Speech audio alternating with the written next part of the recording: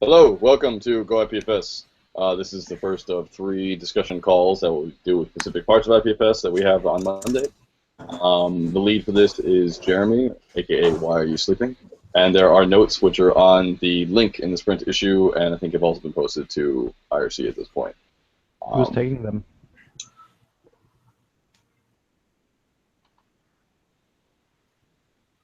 I am. All right, fine. I nominate Kuba. Kuba, are you taking Happy them birthday. or am I taking them? Yeah, I'll be taking them. No problem. Thank you. Kuba, the birthday boy, will be taking notes. Sweet. Jeremy, go ahead. All right, cool. So I think the new proposed format for these types of calls is just to go over our milestones and our progress on each of them. So that's what I'm going to do. First, we have the 043 release candidate 4. We have all the PRs for this thing merged, which is cool. We made some good progress on that. We fixed so there was a race condition that got fixed in RC2. Jeremy, could you post a link to what page you're looking at, just so everyone can follow along? Just post a link. Yeah, I'm like reading from the Etherpad. Sorry. I'm just kind of like, yeah. So, anyways, yeah, the release is getting close. We have that running on a couple gateway nodes. They're happy. They're actually using the least number of Go routines, and on average, they use much lower RAM than the rest of the things, which is super duper cool. Fixed a bit swap issue, which means that your want lists aren't going to build up tons of keys if you cancel requests now, which they have for a long time, and that sucked. And yeah, so we're just working on a changelog for this release candidate, then we're going to push that out. RC4 is going to get some happy fun time, and then we're going to merge it and officially release 043 finally. So yeah, next up is the JS IPFS interop. Me and Dhash here have been working on getting things talking to each other, and we're making it farther and farther. The current bottleneck milestone thing we're working on is that JavaScript and cryptography aren't very fun together. So we're trying to figure out some elliptic curve nonsense. You can say it can go both ways. Just say it. Hey, it works just great on. It also works JS with JS. Yeah, just you're- JS with Go. They don't really like it. Yeah, jazz with jazz is awesome. Like, Yeah, it takes 24 seconds to run one little test. Oh, yeah, That's not an issue. well, it's not an issue. JavaScript All right. is Anyways. not the fastest one. Yep. So we're getting close there. Our goal is to have that like today working. It'd be cool. Yeah. Next milestone is our code coverage milestone.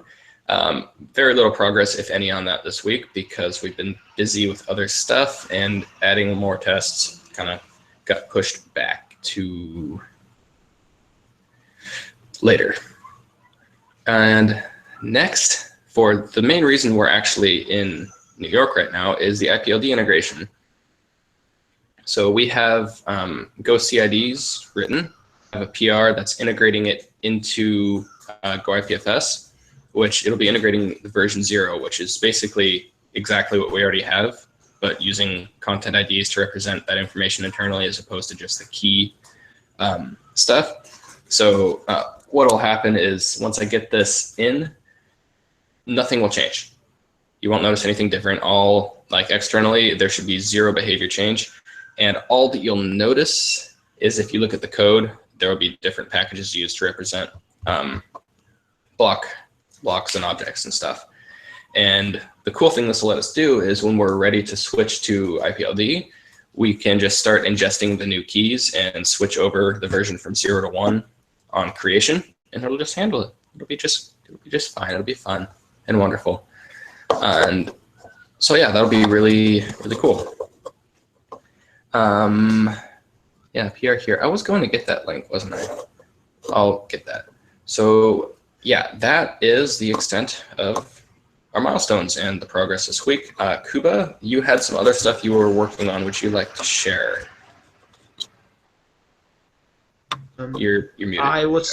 I finally finished working on the metrics interface as I showed just a few moments ago. Like it got pushed so. Like, I started working on it like 1.5 months ago before the team week, so it got pushed back a lot. But I finally finished it, and I think it should be good to go to start implementing other metrics using it. I used it to implement a few metrics in the blog store. But yeah, so that's this. I've worked on some other things also, but yeah. Cool. That's good. I'm going to be happy to get better metrics in. It'll make things a lot nicer, especially since our current largest consumer of memory in go-ipfs on average is our metrics library.